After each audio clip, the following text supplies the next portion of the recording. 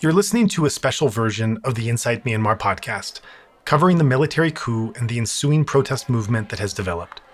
During this crisis, we're ramping up the production of not only podcast episodes, but also our blog and other social media platforms. So we invite you to check these out as well. All the other projects that had been in progress prior to February have since been paused indefinitely to focus entirely on this emergency. But for now, let's get into our show.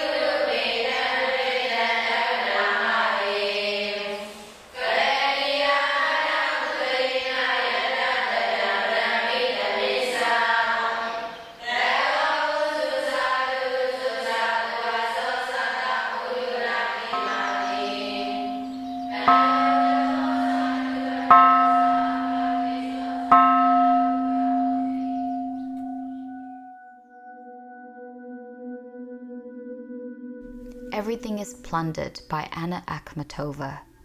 Everything is plundered, betrayed, sold. Death's great black wing scrapes the air, misery gnaws to the bone. Why then do we not despair? By day, from the surrounding woods, cherries blow summer into town. At night, the deep transparent skies glitter with new galaxies. And the miraculous comes so close to the ruined dirty houses. Something not known to anyone at all, but wild in our breast for centuries. Along Pa Twa Bi by Anna Akhmatova. Translation by Coco That. Along Pa Twa Bi, Along Pa Twa Bi. Thissa Phao Kong Bi, Yaung Sa Lo Kong Bi. They Myin Ye Taung Ban Nat Ji Le Ko Kuat Phet, Dukha Ka Ayo Thi Aung Lai Sa, Thuy Ma Pyat Phe Ne Pa Ma La. နေ့ဖက်မှာမြို့အနီးတောအုပ်ထဲကချယ်ရီတွေနှွေးကိုလေနဲ့တဲဆောင်လာကြညမှာတော့နှက်ဆိုင်ကြည်လင်တဲ့ကောင်းကင်ကြီးငကားငွေတန်းအသစ်တွေနဲ့တောက်ပအဖွယ်ရာတွေညစ်ပတ်ဆုပ်ပြက်နေတဲ့အိမ်တွေအနားထိရောက်လာဘယ်သူမှသိကြမှာမဟုတ်ကျမတို့ရင်ထဲမှာတော့မလိမ်မိုးမလိမ်မာမျောလင့်ချက်တွေရာစုနှစ်ပေါင်းများစွာ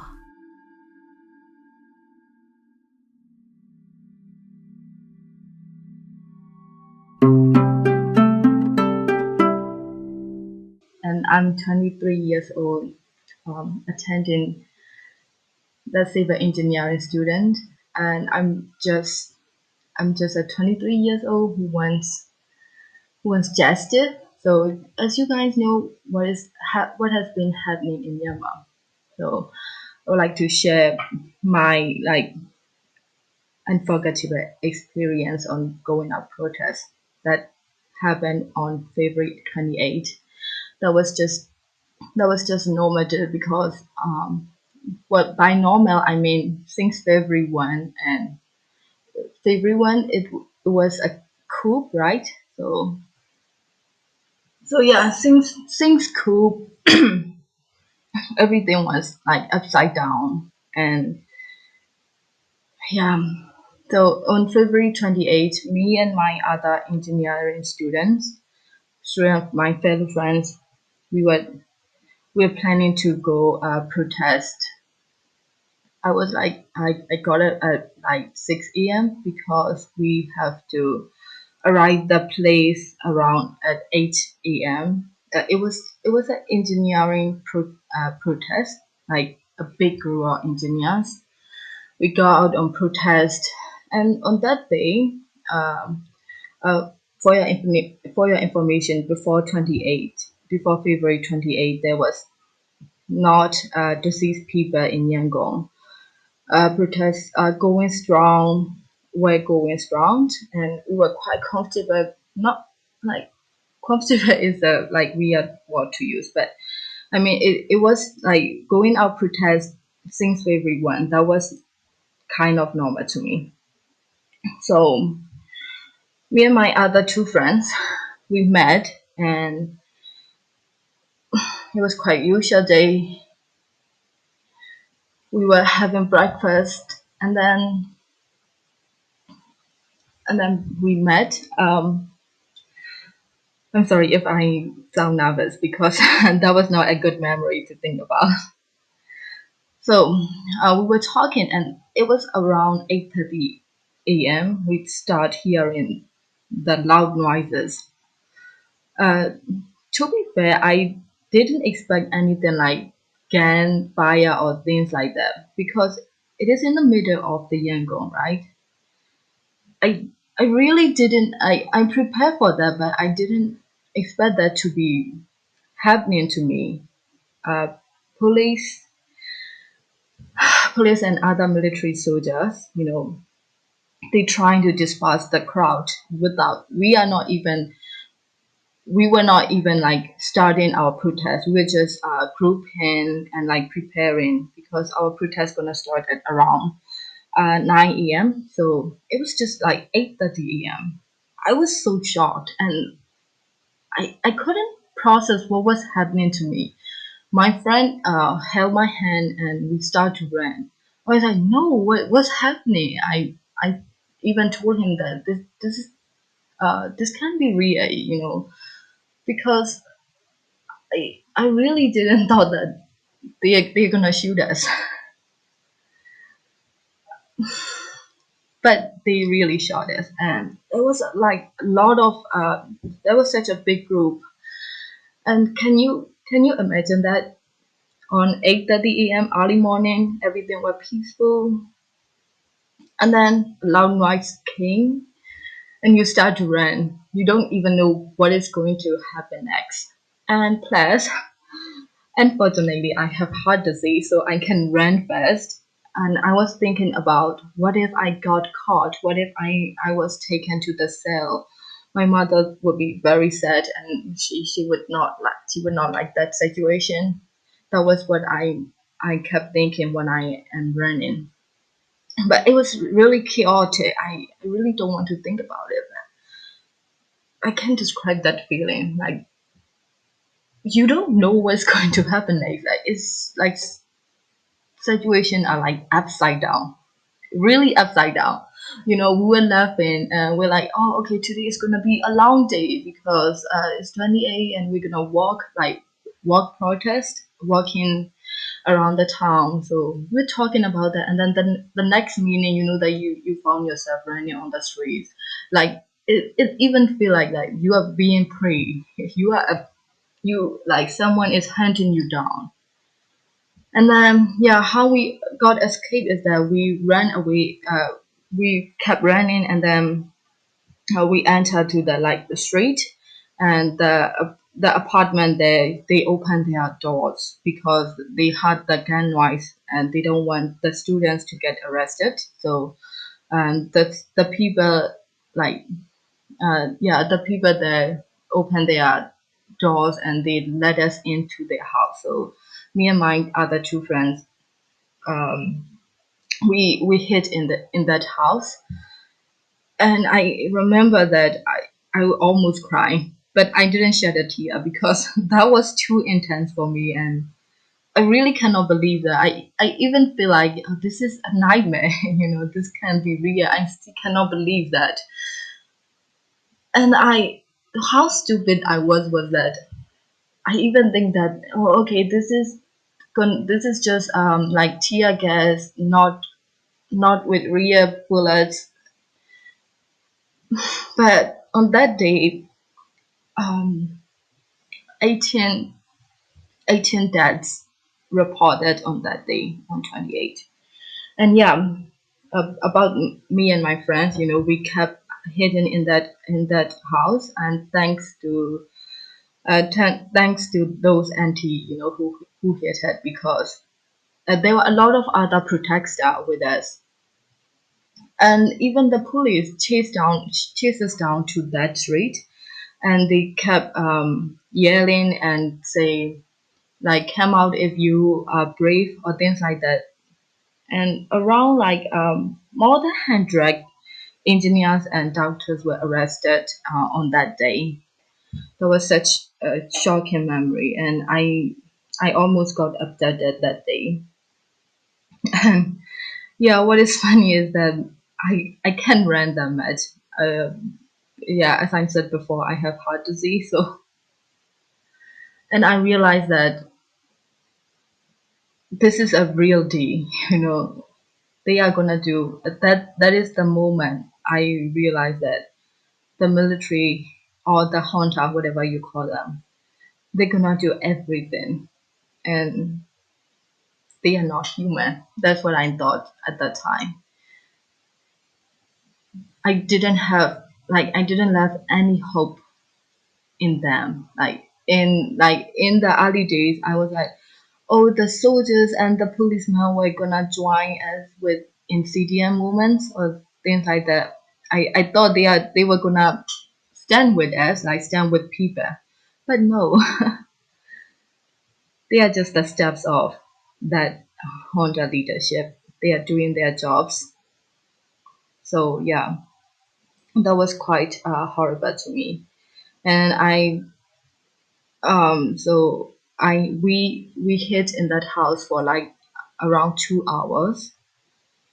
And when they left us and they abducted like 100 or 200 students, and then they just left us. So we sneak out and we got back to our house. And yes, that wasn't a great story to dare back, but because this is such a horrible memory to me, and I don't want to think about it. But at the same time, it just make me more determined about winning this revolution, because we can't let them control us. They are gonna do everything they can to rule us. So, and it is our job to do everything we can to not let them rule us. So yeah, that's what happened to me on February 28th. I can imagine that it's difficult and traumatic to relive a memory of real fear and terror, and to go through that mentally, also emotionally, can bring up those sensations and memories and feelings of being there. So I know that's not an easy thing to do. So thank you for taking the time and courage to be able to go back and revisit a very scary experience in the efforts of trying to bring this reality to our listeners who are trying to understand what's happening and what things feel like.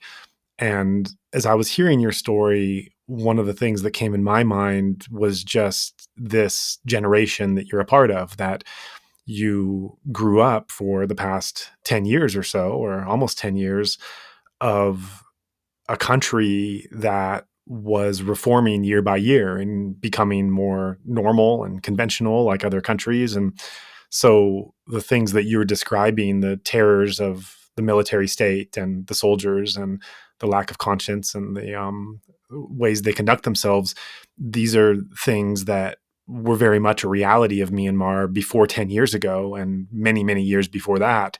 But you have grown up in a society where these are just memories and stories, and you've never, I would imagine, never have experienced anything like this directly, or have friends who had. This was the first time in your life that these stories somewhat became true. Was that anything that you were reflecting on at the time or after it happened? Yeah, as you mentioned, we grew up in a normal state.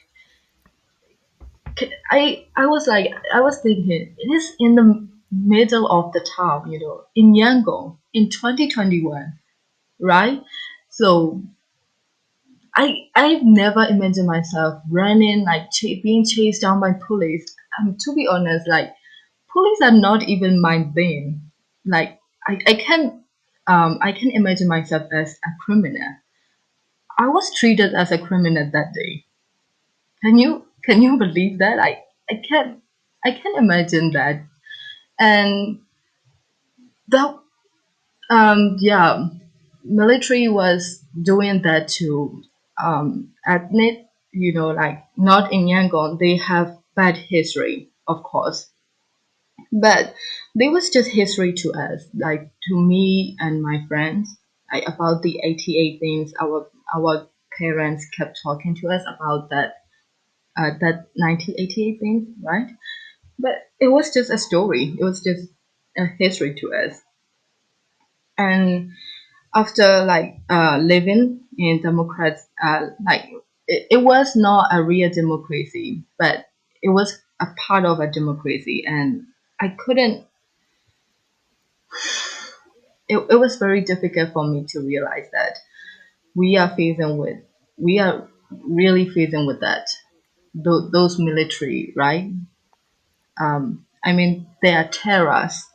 We have to take that terror, even if we don't want to accept it or not. It is happening. Like if you have experiences before or not, whatever, you're just gonna doing it, and it is a hard truth to accept. Yeah. So, what was it like to have a direct experience with something in your country that you had grown up all your life, I assume, hearing these stories, but never actually experiencing directly? And now here you have this direct experience of something that your family has been talking about through their lives for many years, but has never been real to you before this point. What was that like to have that direct experience? Okay, yeah. I am a very simple person, and I mean, by simple, I mean that I was born as a human, so I always think that human must have human rights. That's it. Like I am very like I don't trust I don't trust the military, but I thought that that's not gonna happen to us. To be honest, right? And that I was seeing my human rights went away by those inhumane terrorists, it's not a good thing. I can't find the proper word to say. And what about the coup? It is happened in the pandemic, right? In pandemic, our school has to stop. Our schools, like I'm not graduated yet because our university halted because of pandemic. I remember my aunt told me that, 1 year halt is nothing, baby. In our time, we we have to attend university for so long because of 1988 things revolutions. I'm like, yeah, that was your age, not as we like 1 year is such a like it is not a good thing to us. I am 23 right now and I am a jobless. That's not a good thing, Andy. Don't compare us to your ages. I remember I talked that to her, and now that it actually happened to me, it's like repeating itself, unbelievable, right? And I just feel like that. Okay, that's it. I get it, and we are facing it, so it's time to fight back. But it is unfair. I still cannot believe that I have to fight this in 2021. I always thought that the only propaganda or whatever thing, like the only revolution I'm going to be take part of is like gender equality. And since our country is like full of culture and tradition, they don't like um they don't like like gender equality is a new topic to them. I thought I was gonna fight about gender equality. No, I am now fighting back about basic human rights and justice. This is such. I feel angry just by thinking that. Sorry, and yeah, if you know what I mean. Yeah, yeah, and I want to go back into a couple parts of your story that you mentioned from the outset and flesh out a few details that people not following the situation may not know so much about. So, one thing was that you had mentioned your group finding refuge inside a home of strangers who sheltered you for some hours while the soldiers were harassing and threatening you outside, and that you were able to stay hidden and safe there. And of course, this is something that's happening throughout the protests, is this kindness of strangers, people who are not going on the protests but see protesters running for safety and open their doors. And this has been a greater and greater risk on the part of those people providing shelter. I had a friend whose family in Yangon was not going out into the streets, but when the protesters started running, they opened their doors, they sheltered them. The police saw where they came. The police went into their home. They started breaking things, they stole things, and they shot three of her siblings. One of them died, one of them was hospitalized, and one of them was injured. These people didn't even go out on the streets, they were just in their homes.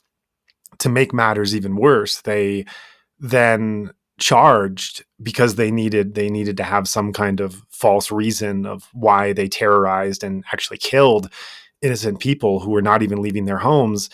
They had to come up with a fake charge that some of the family members in this apartment were actually attacking the police, which of course wasn't true. So then several of the family members had to go into hiding, and actually one of the ones who was shot and recovering was charged with attacking police officers. So these people that are providing shelter to you are doing so at enormous risk themselves, and the security forces have begun targeting those providing shelter to try to expose the protesters and keep them on the street. So, it was the kindness and the courage of um, these strangers who sheltered you that was really a highlight in your story. And these people are increasingly coming under danger and risk. And another part of the story is you talk about the abductions, and that you were almost abducted because you were not able to run due to your health condition, and that 100 people were abducted that day. And as we've learned more and more about these abductions, especially abductions of young women, we're finding terrible stories of beatings, of sexual violence, of rape, of even sexual threats before the arrests happen. There have been reports in this last week of police officers actually targeting different young women on social media that they're following, and they're threatening that they're looking forward to arrest so that they can sexually abuse once they're in prisons. And of course, the Tamada has a terrible, terrible history of sexual violence against women. And so these abductions are not just detentions in a prison, which is bad enough, but they carry with it the threat of sexual violence by male military officers and soldiers. And so, these things combined, they bring your story even into more terrifying heights. That when you think about both the risk of abduction and the risk of those that were sheltering you, this is really a terrifying story from all different angles you look at it. Yeah. Okay. Firstly, the people who gave us shelter when we are in hiding, they were just I'm really grateful for them. Bec- because at that time, the informers from military, they pretend as have been. They pretend like they help the protester who run and hide, and then uh, if they were informers, everyone who were hiding in that house um would be arrested, but they are not informers, fortunately. And then they are just great people with, as you said, courage. With great courage, they really help us. And plus, they have like a young kid. I mean, he's like about, I think, 1 or 2 years. He was crying because he was like so shocked. Everywhere, like strangers keep coming into his house, and he just like look at us, and then the loud noises kept coming since the military or like the hunter keep shooting and dispersing with tear gas. So it was chaotic situation, and a household with such a young children, like it's with such a young kid, they decide to yet they decide to help us, regardless of their safety. That was really heartwarming. So that restored my faith in humanity. Because we've been encountering all those terrors from military, and then those acts of kindness really encourage us to continue what we are doing. And secondly, about that sexual assaults that is happening right now in the cell, like in interrogation session, that was such a great threat. And I am really sensitive about um, sexual assault. When it comes to sexual assault, I really cannot take it, because we women are born with dignity. Like, everyone are born with dignity, and we must be protected. Just because we are women doesn't mean that we are weak, and we must be protected. We must be treated with like equally and respected. And the military, they really using us and targeting the young women, and they really look down on us. They're like, this is not your job to protect. This is not your job to go out and disobey us, right? They have that mindset in their, I think, in their unconscious mind or whatever. So they're trying to prove us that we are powerless, right? They're trying to like, it is another subject, but it's such a it comes with package. Our It's like our danger is come with package. They trying to like dehumanize us. They trying to assault us. So this is such a terrible story. And yeah, I feel really, I was upset when I first heard that news you mentioned. She was being sexually assaulted by the police officers. She even kicked in the janitor. So it's shocking. Too many shocking things happening to us. So, but this is one of the worst thing I've heard, and I can even think of like picture of myself being tortured like that. I rather die being tortured by those inhumane terrorists. Oh, yeah, this is very horrendous. So then, after this day, February 28th, where 18 were killed, 100 were abducted, you had to escape in this terrifying situation.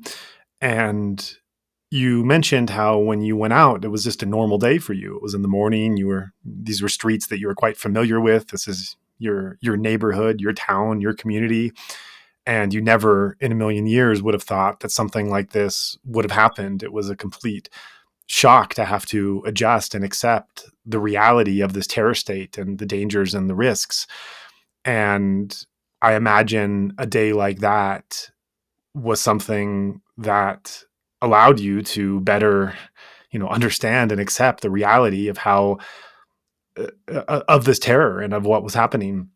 So after this day, how did this change you? Did it change your relationship to the protest? Did it change your relationship to what you did, the decisions you were making, how you were going to engage in the protest movement? How did it affect you, and what did you end up doing after this day in terms of how you engaged?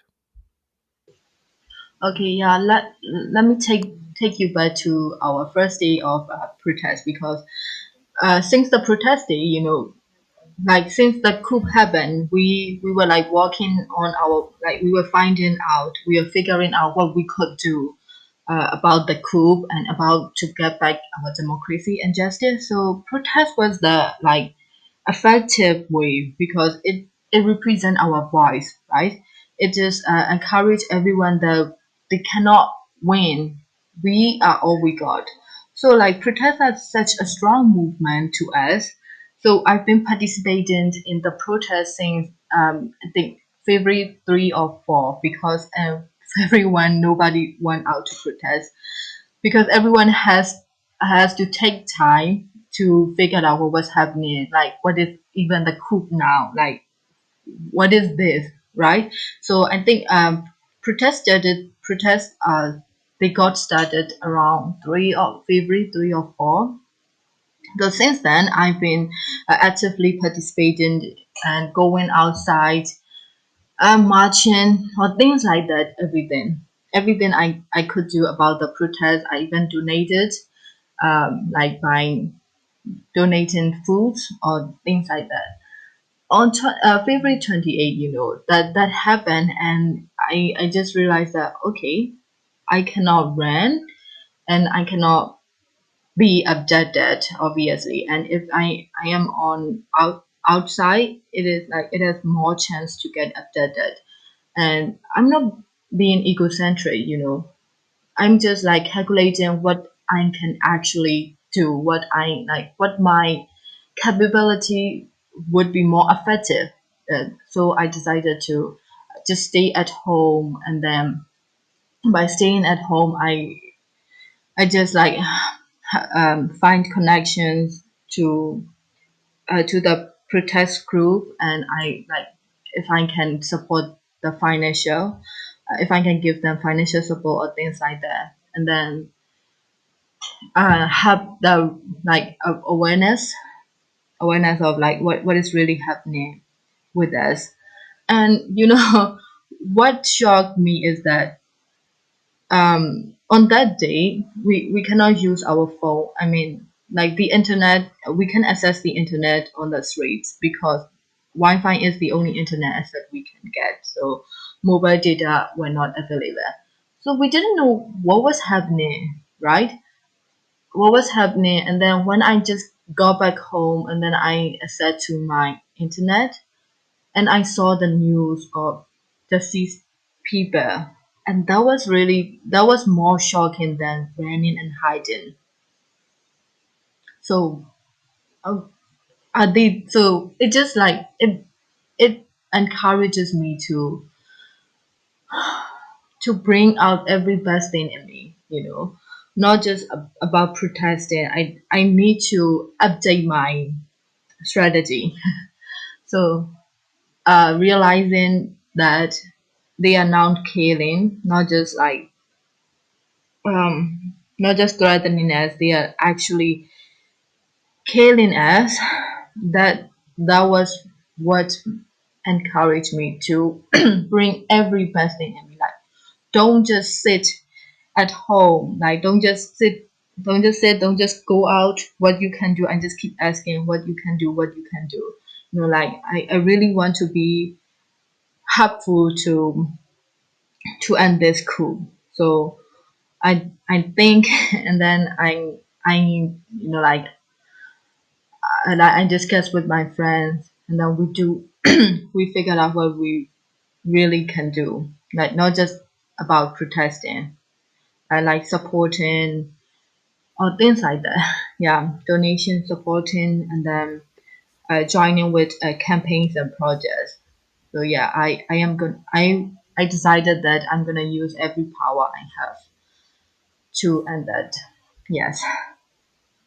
Right. Well, certainly there's the expression that desperation breeds innovation, and also the reality that we don't really know what we're made of or who we are until we're tested and the situation gets quite challenging and uncomfortable. And then we learn who we are and how we respond to it. I think those are things that we're certainly seeing today, that many people that thought they would never be living in a society and a terror like this, once they realize and accept that they truly are, then the question comes, what do I do with it? How do I respond? What resources do I have? And we're certainly seeing across the country people that were living very normal lives just a few months ago are now thrust fully into a new kind of existence, a new kind of role. And even though those outside of the country are not in that kind of mortal danger or terror, many have also responded similarly, of looking at who they are and what resources they can bring to bear in ways that none of us ever thought would have been a reality before. So after February 28th, in your situation, you mentioned how you came to the assessment that really you would be more of an asset inside than outside, which to me sounds like a very smart and reasonable consideration. and you have been staying inside but doing a lot of mobilization and activity and support. So can you share a bit about after February 28th, when you realized you couldn't go on the streets anymore? What did you start to engage in? How did you start to help? What activities were you involved in from this point until now? Yeah, okay. It might sound funny, but I start to like read a lot more because I need to know what we are facing with, right? I need to learn more about the coup, more about resistance, more about fighting. So I start to like do my research on revolutions. I read about Sudan revolutions, like everything that will make me um, be a true revolutionary. During the whole month of February, I was like I was doing what I can, going out protest or things like that.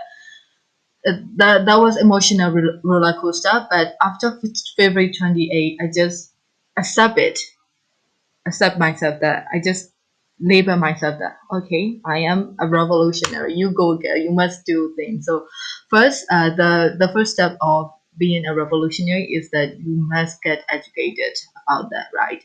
So you must to make your moves effective. You need to know your power, and you need to know that what your enemy will do, right? You have to be good at with strategies or things like that. So after that, I start to research and do everything, right? I read a lot, and then I found out that I even read I think uh, Jane Shaw's From Dictatorship to Democracy, that book, and then I found out that there are a lot of non-violent things that we can do, and I realized that civil disobedience movement, that is the key. That is the by key I mean that is like the most possible way to end this coup. So I was like, okay, I must help with those who are participating in civil disobedience movement. We must help them both physically and mentally because that our country is in great economic risk, and most people are not in good financial state. Like we don't include me. So okay, so donations are needed. So I just like start to um, fundraising. Like I just start to come up with my fundraising ideas, and yeah, I have a lot of ideas about. I have a lot of ideas, but if I think I can, um, I can perform that idea, I just go and ask for those who actually can do that idea. So yeah, about connection. I try to make a strong network. I observe who are really like who has good intention. It may sound weird, but after February 28th, and it was a bloodshed day of in Yangon, and some people stop some people stop taking part in revolution. It's not their fault. I don't think that they are afraid because it needs to take time and things to to realize to realize what we are like. I mean, we all have like about that incident about that February 28th incident. We came up with different solution and different defense mechanism. So yeah, to me, I didn't take a rest. I just educate myself, and then I'm trying to support the CDM, and then of course protests are still in need to go strong. So I, I was highly aware that the safety and the security of the frontline, like defense team frontliners who take part in that protest, we must make sure that they are safe, right? So I was mainly being active in donations to civilian participants in and the safety of the protester. Yeah. Mm. So you mentioned that you started to become interested in educating yourself and learning about revolutions and studying about insurrections in other countries as a way to learn about what was happening in real time in your country. So can you share a bit about what you read and what you learned from it? What insight you gained from some of those books that you started to go through? Okay, so the thing about our country is that the major social platform we use here in Myanmar, is Facebook. So since everyone, there are a lot of people who are sharing their ideas and their thoughts on the coup. Some even say that this is gonna end soon, and some even say that okay, this might sound funny, but the United Nations and the United States of America are gonna save us soon. So you don't have to do anything, just stay at home and wait for the help. Do you know what I mean, right? So a lot of people came up with those. Maybe they are informers or things like that. I don't know. Like they share their thoughts, opinion, which only led to false hopes, right? And false hope only led to underestimating our capabilities. That's what I start to realize. So everyone, including my mom, she's so caught up in false hope, and she even start to tell me, "Honey, you don't do that anymore. Like this is gonna end soon, right? So just relax, and we are gonna be alright. We don't have to worry. Just stay at home." No, no, mom, this is not the right answer. So, educating yourself is such an important thing to do. So, and I found about the books I read. I learned about nonviolence resistance, and then I watched many YouTube videos of Hong Kong protester and other things, and then I realized that dictators, they will only respond to force. That's what I greatly learned, to be honest, because people are really like underestimate the power of dictators. You know, they think that this could end very soon, or this could end um, without bloodshed. But as um, more than 700 people got reportedly killed till now, as of today, more than 700 people. But by that February or March time, no one will believe if you tell them that that amount of people, well, that amount of people were got killed. So, but to me, I prepare for that. So, and a part of me know that there will be a time that we all must unite together, and then there is no such thing as outside help. I mean, we are the only ones we got. It is if we are the only, like, who's gonna end this with our own hand. You know what I mean? Everyone must involve. We cannot just sit down and accept those UN, US, or R2P. They are not gonna be helpful to us. So yeah. um, and one more great thing I learned: some you like you can't statements and nothing. I don't want to say this, but statements would just be paper to dictators. Yeah, that's the key point, and that's what I've been telling myself every day. Stay strong, be prepared. Anything can happen, so be prepared to do anything. Yeah.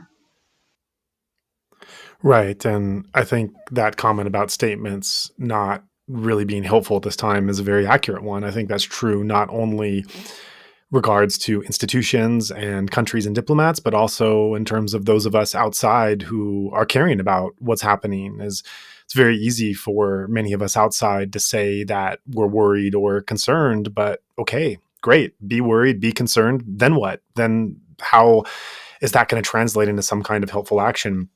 But I want to go back to some of the things that you shared just now. You know, you talked about up to this point, and I should mention that we're recording this on April 24th. It'll be sometime before it's released.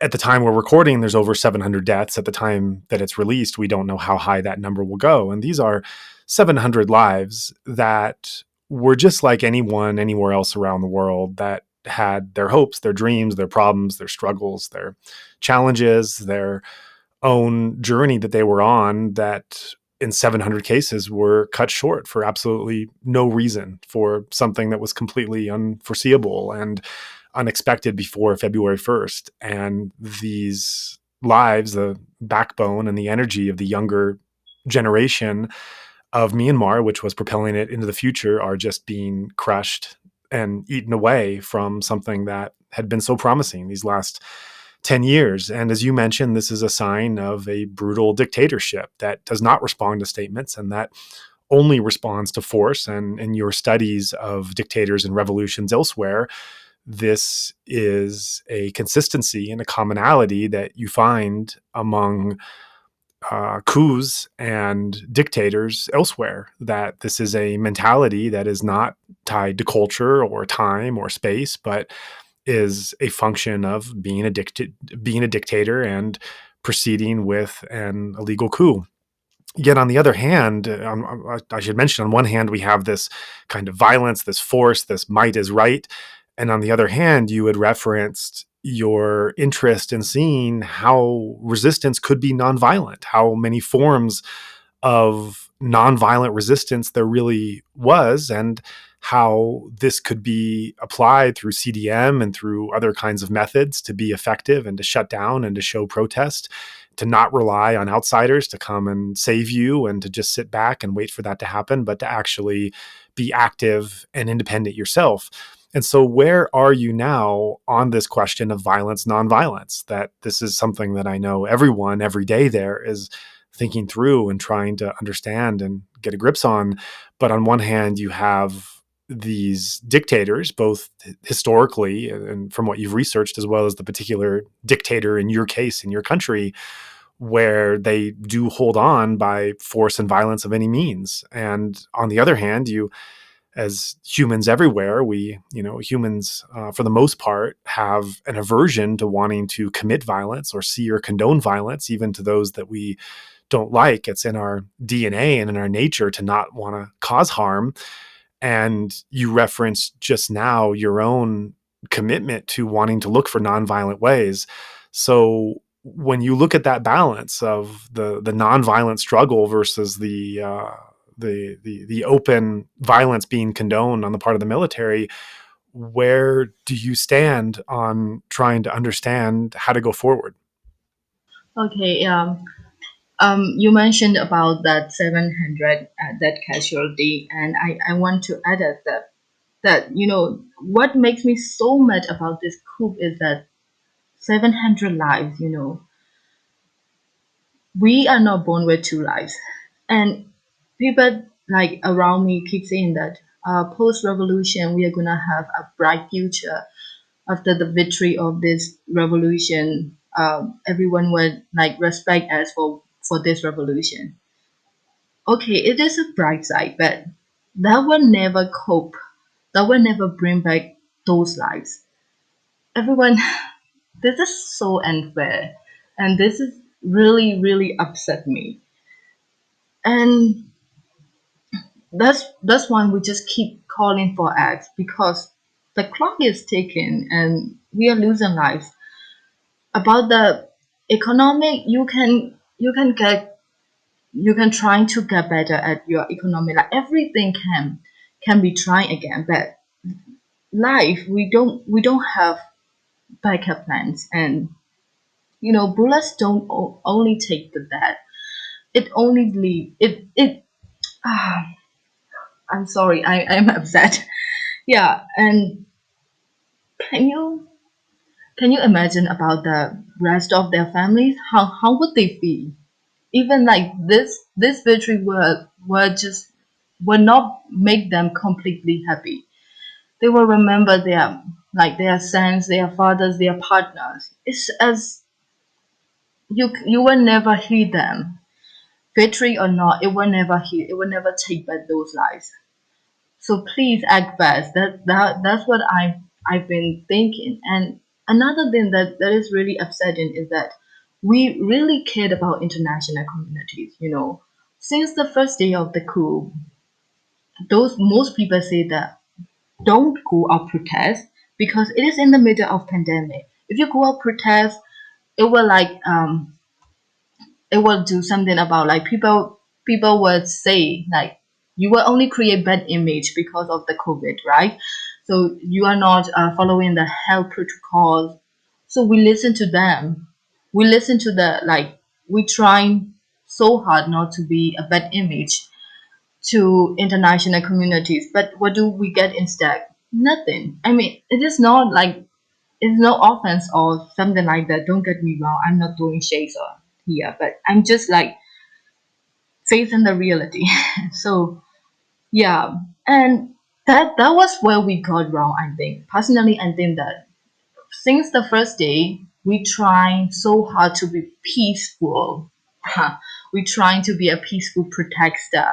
We only just we don't even like we even negotiate with those security forces. We even chant say that you are the like in Burmese it says the it means that what police are for. Police are for people. That is such a joke now because we trying so hard to look peaceful and that leads us to nothing. That just like the hunter only underestimate us and it just like press us more. So about that violence or non-violence, now no one has any right to judge our protesting style, our resistance style. It could be violence, it could be non-violence, but we are just resisting. So CDM is non-violence movement, and other things, whatever we are doing, like to defend ourselves, it is just a resistance. It will remain a resistance. No one has and like okay, I might sound harsh, but I'm just like bringing you the reality of it right now. Most youth feel the same. But we don't even have anything. We don't even have a gun. So if that's what you're asking, we have nothing. We just have a faith and a brain. That's all we have. So everything we do, it will remain as non-violence resistance. Yeah, I'm sorry if I sound harsh. I'm really emotional right now. Yeah, I hope you guys can understand. Thank you. Yeah, no, I think that that's a very good point, and one I've also been telling people is that no one that is outside the country right now has any right whatsoever to be giving any kind of thoughts or theories on what people faced with this kind of life or death situation should be doing. We're not in that situation. We're not in that terror. We're not at that mortal risk. And so when you're not faced with it, there's really very little that you can say in terms of what others should do. And I'm speaking to a lot of people in the country, and some of those people are coming from very devout Buddhist and Dhammic backgrounds of being very serious meditators, of following the precepts very carefully their entire life, of not transgressing and not causing any harm. And even these people are faced with certain kinds of decisions that they never in a million years they thought would be faced with, given the terror of what's going on. And so I think for those of us outside, the best we can do is to listen and to understand and to ask questions and to recognize that not being in that situation, there's a limit to what we can't understand and how we are able to advise. And God hope that in our lives, we never have to face such terrifying decisions to have to make. But because our friends are making those decisions, what position can we be in to help them understand and make better decisions? But those are not ours to make. Those are not ours to advise. I think that's something that many should understand. And I think even though you reference that many of the people don't have the kind of resources or training compared to the aggressor that you're against, I'm sure that in some of the readings that you've done, you've read about insurrections with seemingly insurmountable odds, where on the people's side, they had very little. They had very little preparation, very little materials, very little of anything.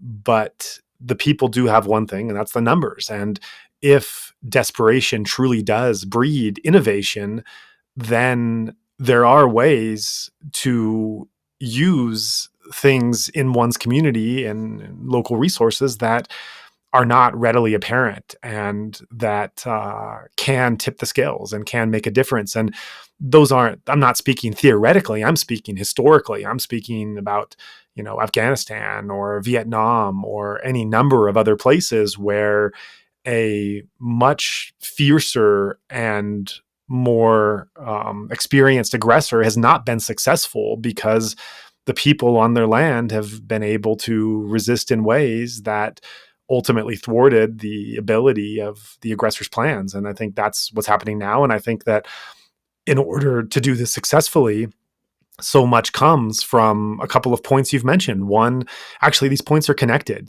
accepting the reality of the situation that you're in, accepting the terror state. It's very ironic that this kind of accepting the reality that manifests is actually kind of a Dhamma lesson. It's actually kind of something that a meditator on a course or in a cave works to do, to accept the reality that's manifesting. That's also the same task of a battlefield strategist, is accepting what the conditions are, not what you want them to be, or not engaging in magical thinking, as you mentioned, that some are, that someone somewhere will come and save you. Why? Why will they do that? Why will they risk their own lives and capital for coming to a place where they don't live?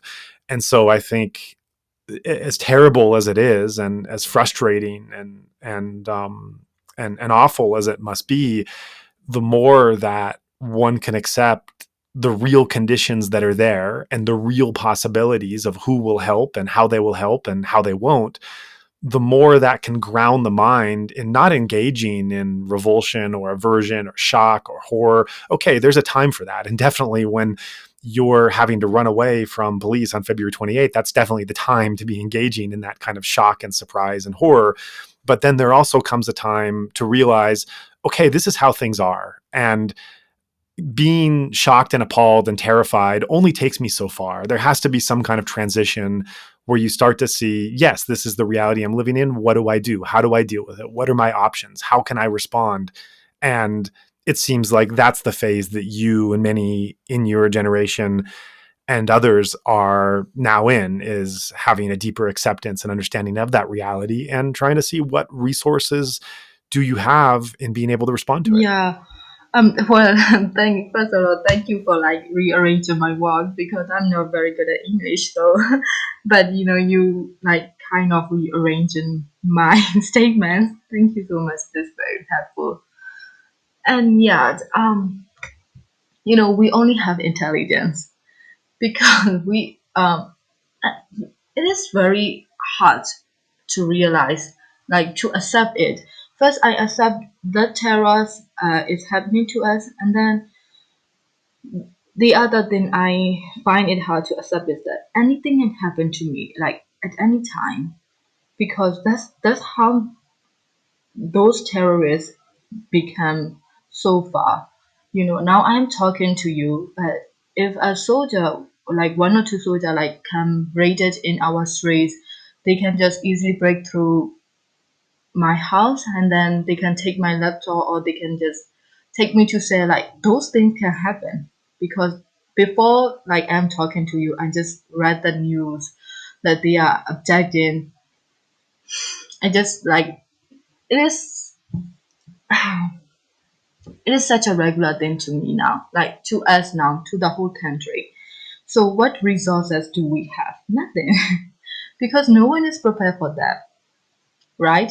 We don't have, okay, let me get you straight. They shot us with gun, and we can shot them with and nothing. So the only powerful weapon and resource we have is our mind. They are armed with guns, and we are armed with mind. We are very determined, and we have visions, and we have that faith in ourselves, in our heart. So everyone's just like, we are like kind of using our soft power. And so I believe that we are gonna win, but it takes time. It will take time. Like, it's just, we are gonna win sooner or later. That, I mean, it's a matter of time. But yeah, so we have we have our hearts, we have our people, and we have our justice. So that's the only resources we have.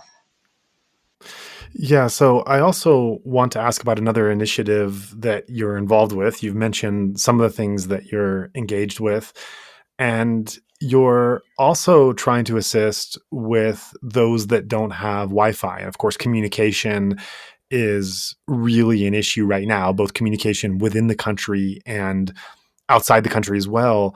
So, can you discuss a bit about what is going on with the communications infrastructure at the moment in Myanmar? What challenges are being faced? What threats and concerns are there for what could happen in the future? And what precautions you're taking and how you're trying to help people to stay connected now, as well as if things get worse in the future? Yeah, yeah.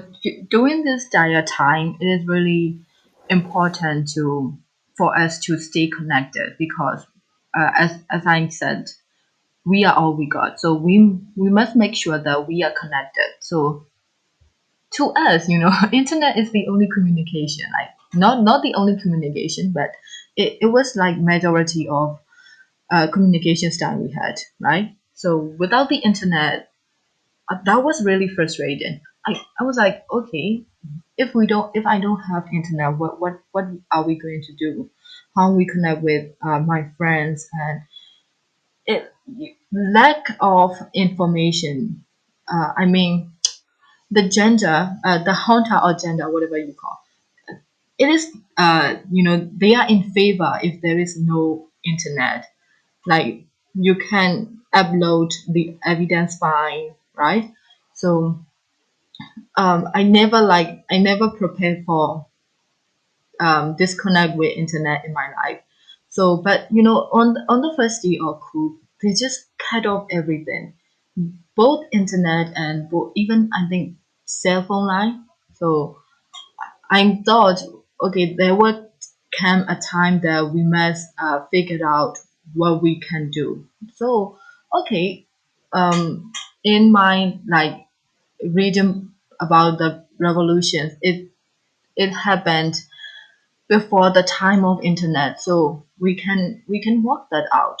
Like, printing the journals, and then you just like it, you can go back to old style, right? As long as you made up your mind, as long as you have that will, we'll just figure figure those way out. And before the coup, before that, um going back to old style, I called to my friends who is like in who cannot access to Wi-Fi data.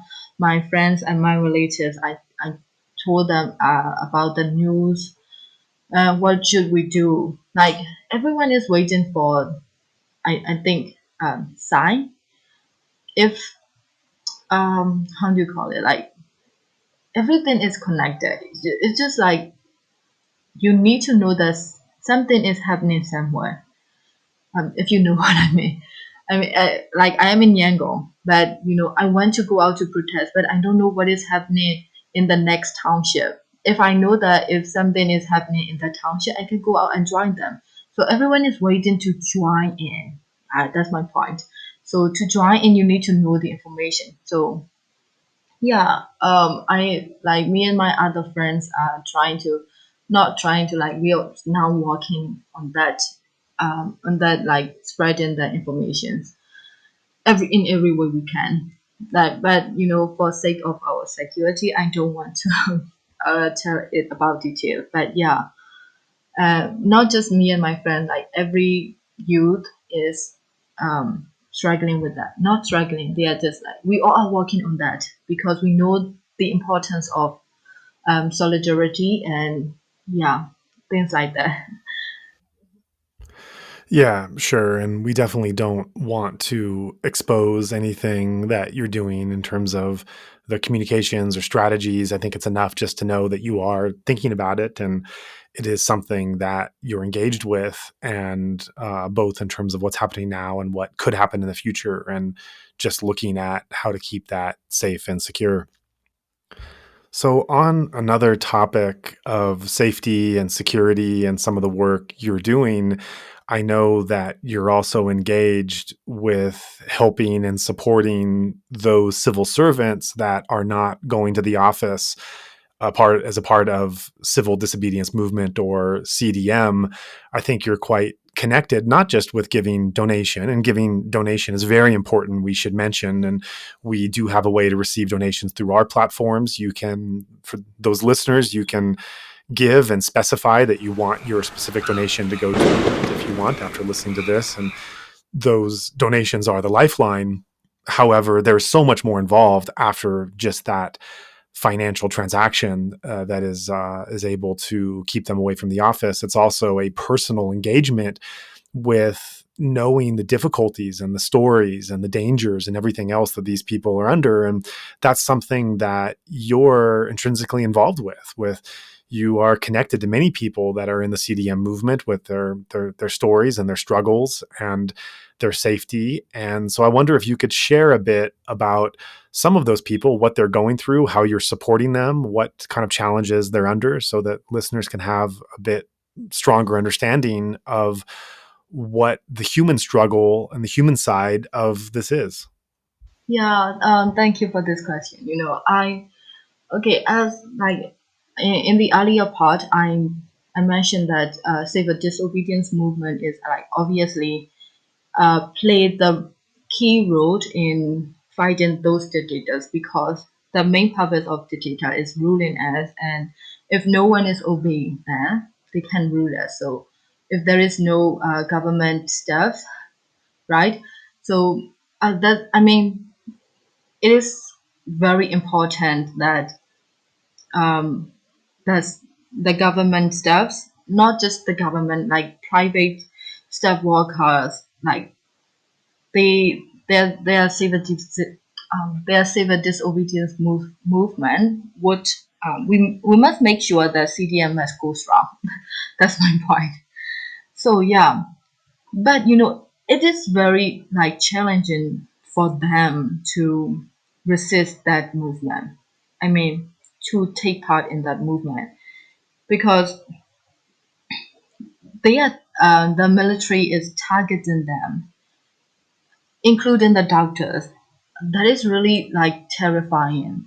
The doctors and teachers, like two of my aunts, they are teachers, and they have to they have to relocate Thing's favorite one because um,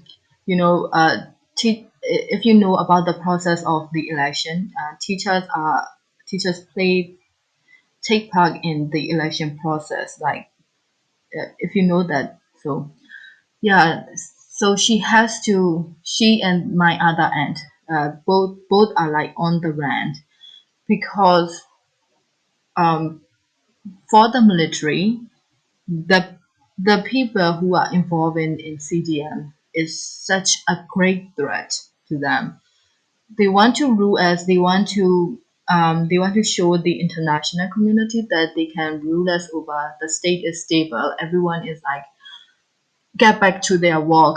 So CDMRs are really in great threat.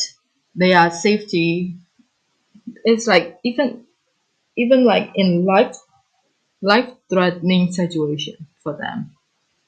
And and the other like Okay, the other thing is that today is I think 24th April, right? And if you know that Mel Hein go and attend the ASEAN summit, the important thing is that he is a criminal and he is walking out free, and our people who are taking part in those CDMs, like those CDM movement, they have to hide. Like if you know what I mean, how could that happen, right? This is really upsetting. Those criminals like walking out free and being even welcomed by those ASEAN leaders, and my people, like our people, they have to run and they are being treated like as criminal. Such a ridiculous thing to say. Even I don't even want to talk about it. So yeah, not just about the financial thing. Those people who participated in CDM, they really need mental support and like they are standing in justice. But if justice don't stand with them, it might be really. I'm not sure that it is not their like fault anymore if they even if they decide not to join in that CDM anymore because from the start they trying to do the right thing and then for doing the right thing they are in the life threatening situation and if no one is with them it is really hard for them to stay like that and if you know what I mean. Yeah. Right. So you're really highlighting the physical safety of these civil servants, just again, just leading normal lives, nothing special. And now their safety and their family safety is at risk just for trying to do the right thing. And they're in this impossible situation. Of course, in Myanmar today, no one is safe. They talk about safe houses, but even the people that I've spoken to overseeing safe houses mentioned that there is no such thing as a safe house because even staying in your home could get you shot or abducted or detained or beaten or something else. So there really is a lack of safety everywhere, but certainly there is a higher degree of risk for those civil servants in the CDM movement. And there also is less safety for those people who are detained, of course, those people who are in prison, as we mentioned before, as well as those protesters on the front lines that are actually physically, literally facing off with those security forces. So, what can you say about the lack of safety that is found to a much higher degree in those groups specifically? Yeah, yeah. Like as you said, no one is safe right here in our country. Like there is only two situations. If you are in great trouble or you are in greater trouble, that's it. So we are in trouble, but those people who are in greater trouble is that CDM participants and then the students and the other people who are detained in the prison, because from the start they are not arrested. They are abducted and with unlawfully. Like laws are happening with them, but I hate to say it, but it is not that much in use. I mean, I am very grateful for lawyers, and they are trying everything they can.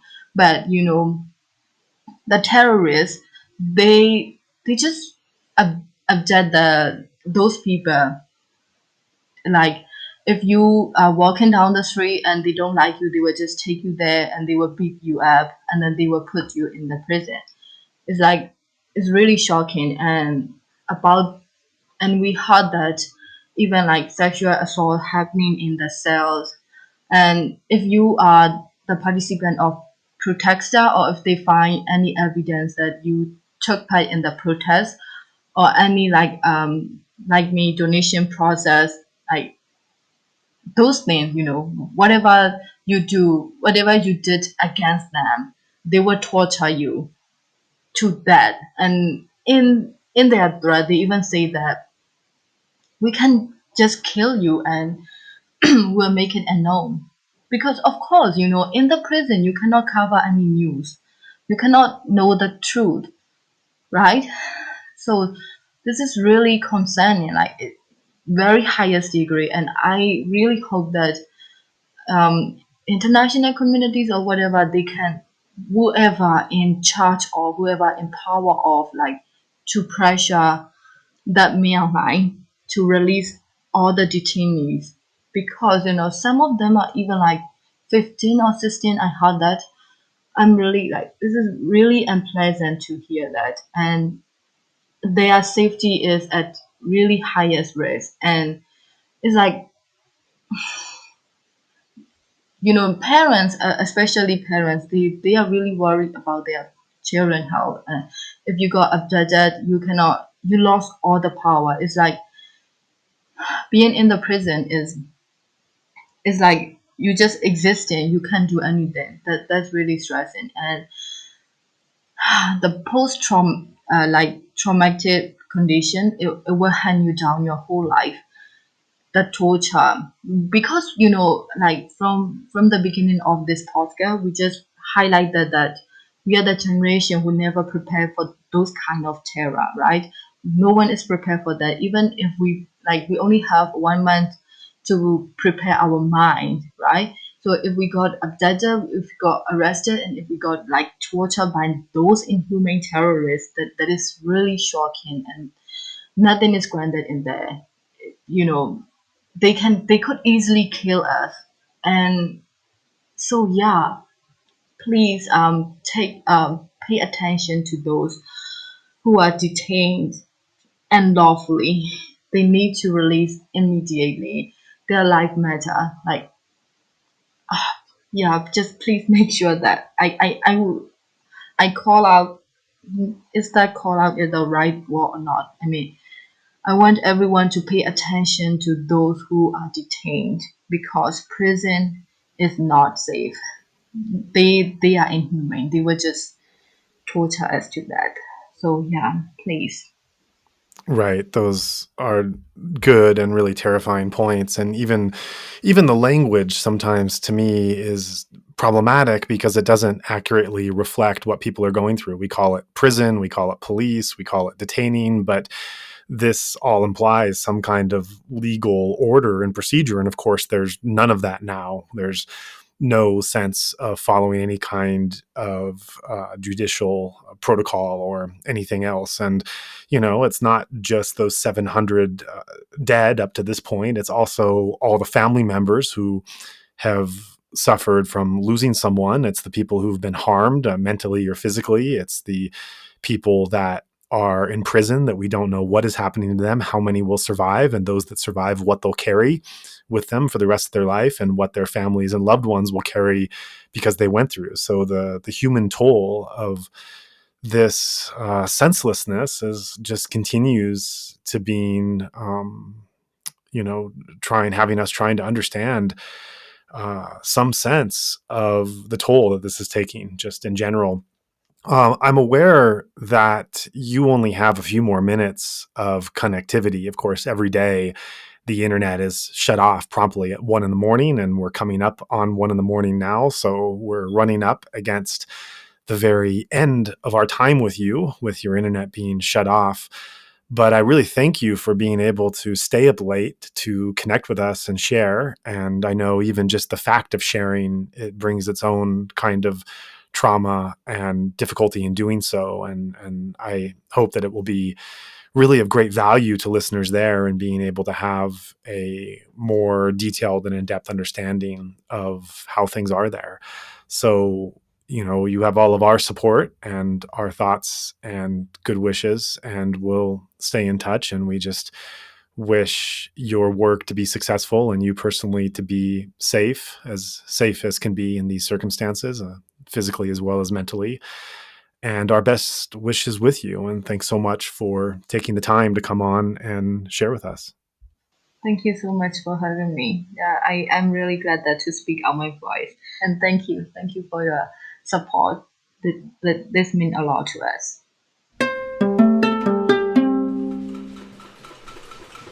Thank you for taking the time to listen to this show.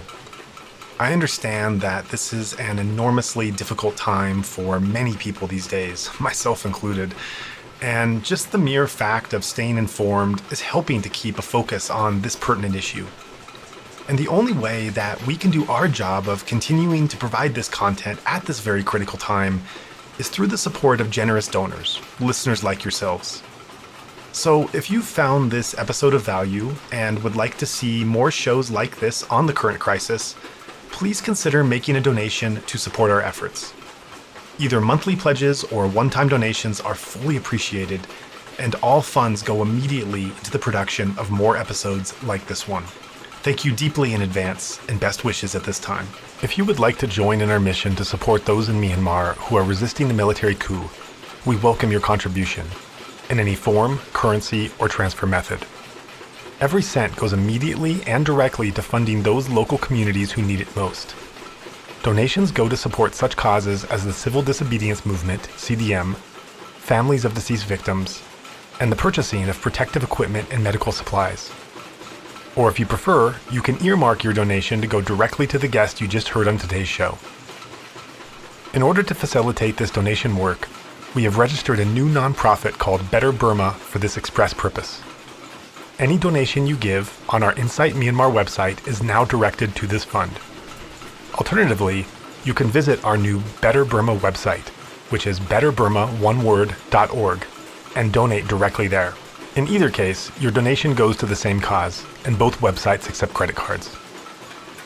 You can also give via PayPal by going to paypal.me/betterburma.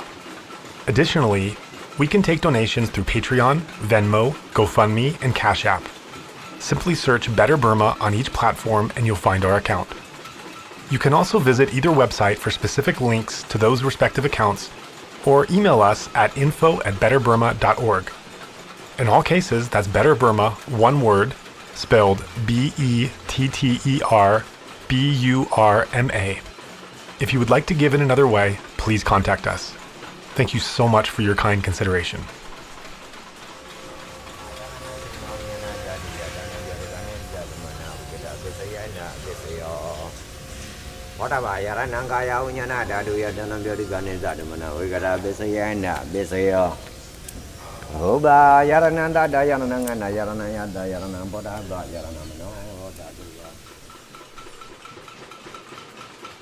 You've been listening to the Insight Myanmar podcast.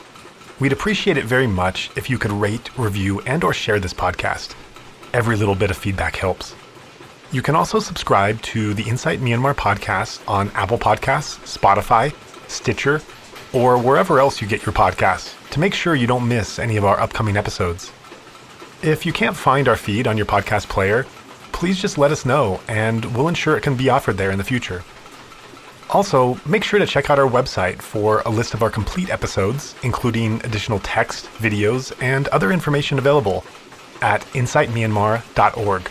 And I also invite you to take a look at our new nonprofit organization at betterburma.org. There was certainly a lot to talk about in this episode, and we'd like to encourage listeners to keep the discussion going. Make a post, request specific questions, and join in on discussions currently going on the Insight Myanmar podcast Facebook group. You're also most welcome to follow our Facebook, Instagram, and Twitter accounts by the same name. If you're not on social media, feel free to message us directly at info@insightmyanmar.org. Or if you'd like to start up a discussion group on another platform, let us know and we can share that forum here. Finally, we're open to suggestions about guests or topics for future episodes. So if you have someone or something in mind, please do be in touch. We would like to take this time to thank everyone who made this podcast possible. Currently, our team consists of 2 sound engineers, Mike Bink and Martin Combs. There's of course Zach Hessler, content collaborator and part-time co-host. Ken Pransky helps with editing, and a special Mongolian volunteer who is asked to remain anonymous does our social media templates. In light of the ongoing crisis in Myanmar, a number of volunteers have stepped in to lend a hand as well. And so we'd like to take this time to appreciate their effort in our time of need. And we're always on the lookout for more volunteers during this critical time, so if you'd like to contribute, definitely let us know. We'd also like to thank everyone who has assisted us in arranging for the guests we've interviewed so far. And of course, we send a big thank you to the guests themselves. for agreeing to come on and share such personal, powerful stories. Finally, we're immensely grateful for the donors who made this entire thing possible. We want to remind our listeners that the opinions expressed by our guests are their own and don't necessarily reflect the host or other podcast contributors. Please also note that as we are mainly a volunteer team, we do not have the capacity to fact-check our guest interviews. By virtue of being invited on our show, there's a trust that they will be truthful and not misrepresent themselves or others.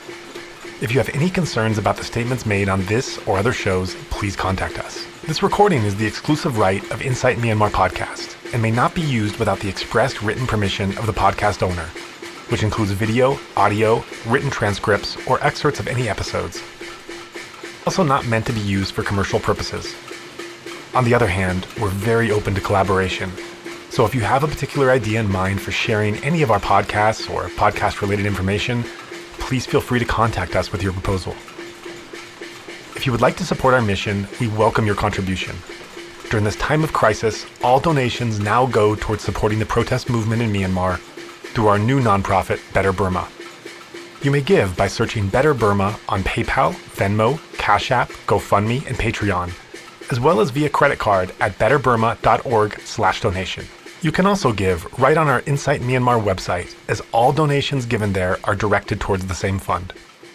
And with that, we're off to work on the next show, so see you next episode.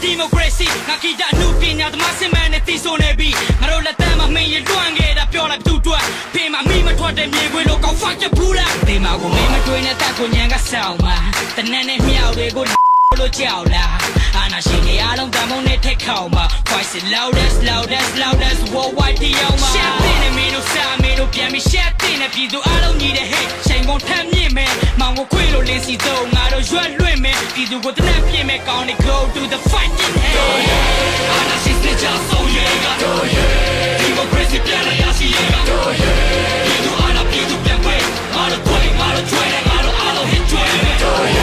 Anna she's just so yeah, Democracy, Piana, Yashi, Pido, Anna, Pido, Piampe, Maro, Twang, Maro, hit Twang.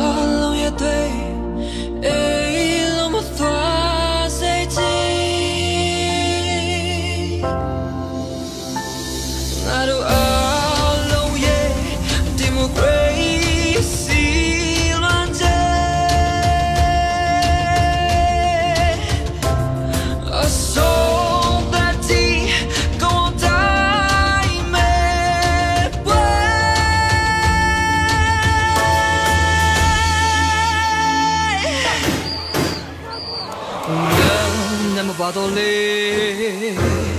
နိုင်ယူပြမယ်အိုစီလုံးစွာနေပဲအကုန်စိန်ခေါ်တယ်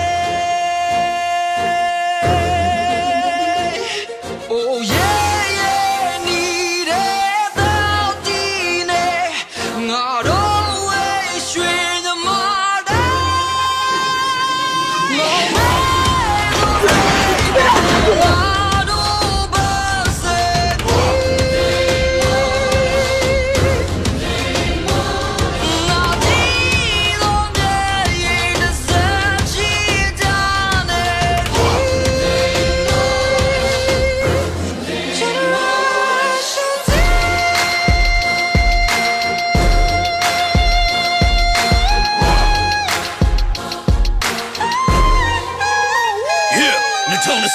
February 的夜，你来你笑，忙带天天，蹲下比爱他妈是安那怎样？忙碰个 K 面追，你就说我那个吹潮，当狗眼是自信，一个 K 了没有，可以看那个背毛，像真骚，我们拼不的眼睛，Where's the end game now？爸妈洗的洗，俺现在我记来不就满是贼高，Generation Z 人家呢，你俺也洗的家了，记得的你也面这个，既然他比的上面的，对吹的这个比错落忙我证明，对么多结果一都不熬夜迷哈，老爸没理解，干嘛不去见面的阿拉西是那个神经病，多送我哈死对没？你们你那拖开家阿鲁兰莫古，阿那修你的路路苏个碰没耶莫罗。比如三大个个把地样变美 ，We want justice， 咱们都不迷路，在大路过呀的，看那古的个贵的大的 super 专利币，他的 music 搞到 democratic 俺那边，让他们 generation 嘛都提了包，那么偏谁呀路爱也是把拖带变美，阿鲁变他对你他给，比如你怕路你家的，阿那修的个阿鲁米波拉修你家的，对送给的你对个卡朋友呀个，这啥所人阿鲁看嘛，阿那是你家兄弟呀喂，阿那是你家送爷个。Democracy 变了，也是一个。